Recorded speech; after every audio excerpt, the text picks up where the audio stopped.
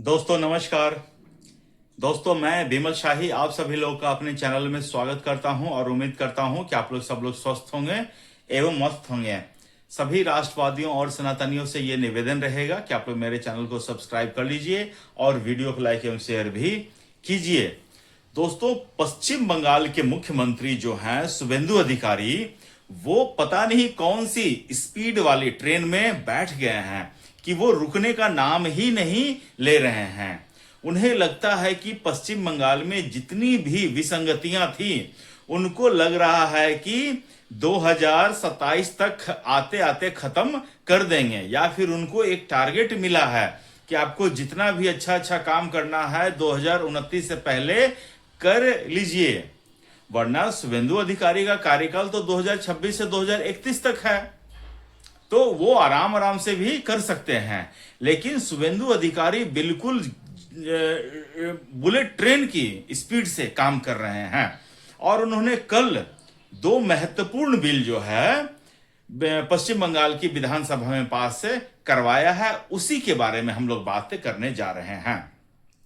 तो पहला बिल क्या है दोस्तों? पहला बिल है पब्लिक सेफ्टी एक्ट, ठीक है ना। इसको सब लोग गुंडा नियंत्रण बिल भी कह रहे हैं। दोस्तों ये तो सबको मालूम है, पश्चिम बंगाल में गुंडागर्दी आज से नहीं पिछले 70 सालों से चल रहा है और इसके ऊपर नियंत्रण ना तो कांग्रेस ने किया, ना तो लेफ्ट की पार्टियों ने किया और ना ही तो तृणमूल ने किया, और उल्टा इन लोगों ने गुंडे को बढ़ावा देकर अपने पॉलिटिकल हित साधने में लगी रही। अभी भी मैं कभी कभी किसी तृणमूल के या कोई जो बहुत बड़े पत्रकार हैं जो लेफ्टिस्ट माइंडसेट के हैं, जो ममता बनर्जी के चहेते पत्रकार हैं, वो अगर विधानसभा चुनाव की रिजल्ट की समीक्षा करते हैं तो वो ये कहते हैं कि अगर इतना ज्यादा सेंट्रल फोर्सेस का डिप्लॉयमेंट नहीं होता तो शायद इस बार ममता बनर्जी जीत जाती।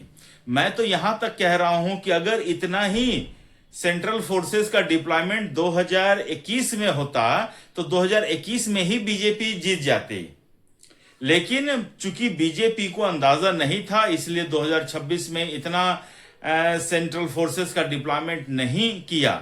लेकिन जब उनको ग्राउंड लेवल का रियलिटी का पता चला तो उन्होंने 2026 में इतना हैवी डिप्लॉयमेंट कर दिया कि गुंडे लोग घर से बाहर निकल नहीं पाए और जो रियल वोटर्स थे वो घर से बाहर निकले, मतदान केंद्र तक पहुंचे और अपना वोट डाला। दोस्तों कई कई ऐसे आदमी 50-50 साल के आदमी निकले हैं जो कह रहे हैं कि मैं फर्स्ट टाइम वोट डाल रहा हूं। मतलब सोचिए, वो लोग घर से निकलते तो थे वोट डालने को, लेकिन उनको आधे रास्ते में ही इन्फॉर्म कर दिया जाता था कि आपका वोट डल चुका है, अब आप आराम से घर जाइए।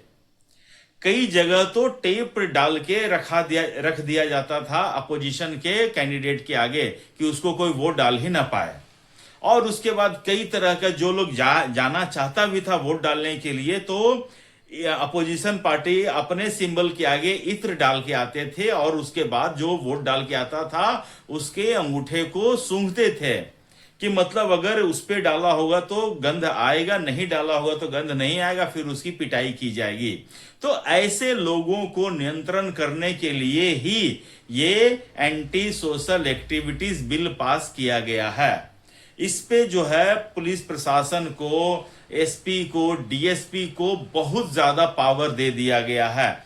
इसमें से अगर कोई आदमी गुंडा और इस तरह के एंटी सोशल एक्टिविटीज में लिप्त पाया जाता है तो पुलिस जो है बिना एफआईआर के, बिना किसी नोटिस के उसको 1 साल तक अपने कस्टडी में, डिटेंशन में रख सकता है और ये गैर जमानती रहेगा। इसे कोर्ट में प्रोड्यूस करने की भी जरूरत नहीं रहेगी। दोस्तों मैं कहता हूं कि ये बहुत अच्छी बात है, लेकिन कभी कभी मैं ये सोचता हूं कि कहीं इसमें जो है पुलिस प्रशासन जो है कहीं इस बिल के आड़ में कहीं वो अपना हित न साधने लग जाए, अपना अकाउंट न सेटल करने लग जाए। अब मान लेते हैं कि अगर उसको जो है किसी से दुश्मनी है या कोई उसकी बात नहीं मान रहा है तो अगर वो उसको ईगो पे ले लेता है तो इस बिल के तहत वो जो है अपने किसी भी आदमी को 1 साल तक के लिए अरेस्ट करके रख सकता है। तो मुझे लगता है कि इसके ऊपर एक चेक एंड बैलेंस तो होना ही चाहिए था, क्योंकि इससे जो है आप इंस्पेक्टर राज को बढ़ावा दे देंगे ज्यादा, और पुलिस जो है अपनी दादागिरी करने लग सकती है। तो इसके लिए ये इस कानून के लिए मुझे थोड़ा सा इसको ऊपर चेक एंड बैलेंस करना जरूरी लगता है। एनीवेज, अपोजिशन वाले इस बिल के पास होने के बाद अपोजिशन वाले दुखी हैं, कह रहे हैं कि हम लोगों ने रिक्वेस्ट किया था कि इस बिल को सिलेक्ट कमेटी में भेजिए, लेकिन चूंकि शुवेंदु सरकार के पास बहुमत ज्यादा था इसलिए उन्होंने अपने मर्जी से इस बिल को पास करवा लिया। मुझे तृणमूल कांग्रेस के विधायकों को समझ में नहीं आता है कि जब बहुमत उनके पास है तो बिल आपकी मर्जी से क्यों पास होगा। क्या आप लोगों ने जब बिल पास किया था इससे पहले तो क्या बीजेपी की सहमति आप लोगों ने ली थी क्या? बीजेपी तो अपोजिशन में था ना, अपोजिशन में उनका लीडर था। क्या आप लोगों ने कोई बिल कभी बीजेपी से पूछकर किया था पास क्या? लेकिन वही होता है ना कि जब खुद करते हैं तो उन्हें लगता है कि हम संविधान के अनुसार काम कर रहे हैं, और जब कोई दूसरा काम करता है तो उन्हें लगता है कि ये संविधान के विपरीत काम किया जा रहा है।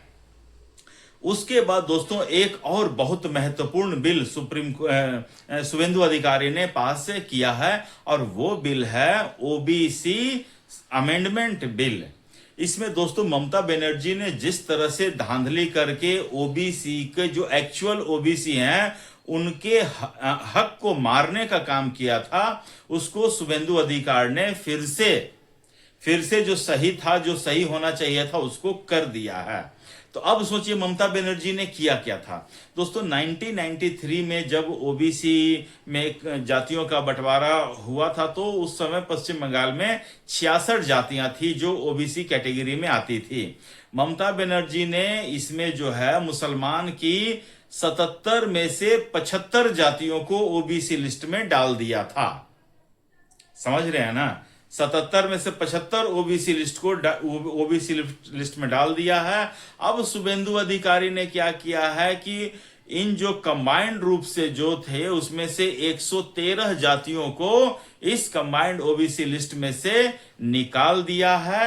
अब जो है हाई कोर्ट के निर्देश पर फिर से सिर्फ और सिर्फ 66 जातियों की लिस्ट बनाई जाएगी जो ओबीसी कहलाएंगे।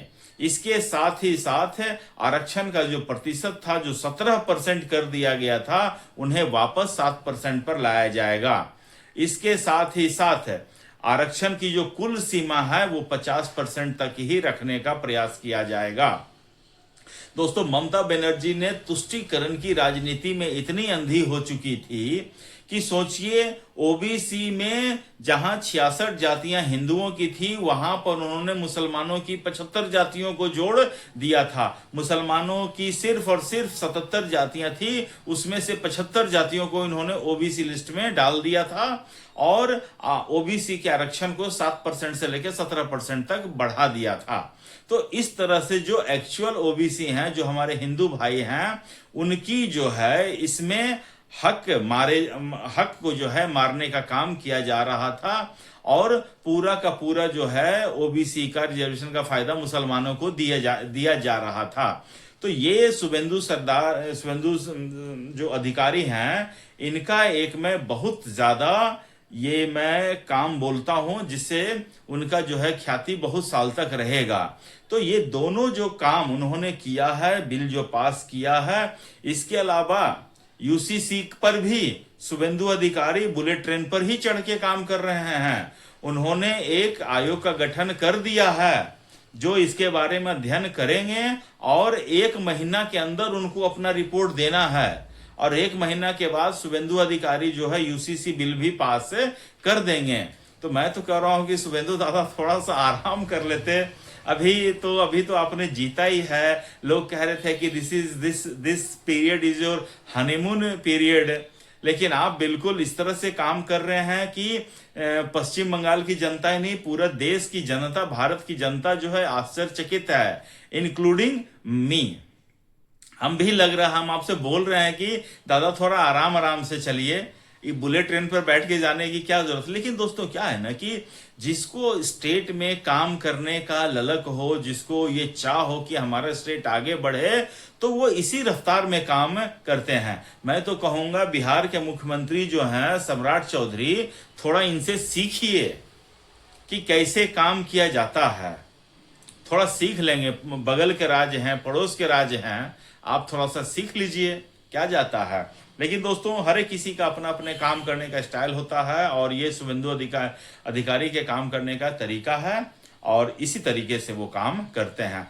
आप दोस्तों मुझे कमेंट करके बताइए कि आपका जो शुभेंदु अधिकारी ने जो ये 2 बिल पास किया है, इन दोनों बिलों से आप कितने खुश हैं, आप कमेंट करके बताइए। और अपना ख्याल रखिए, स्वस्थ रहिए, मस्त रहिए। तब तक के लिए नमस्कार, बाय, जय श्री राम।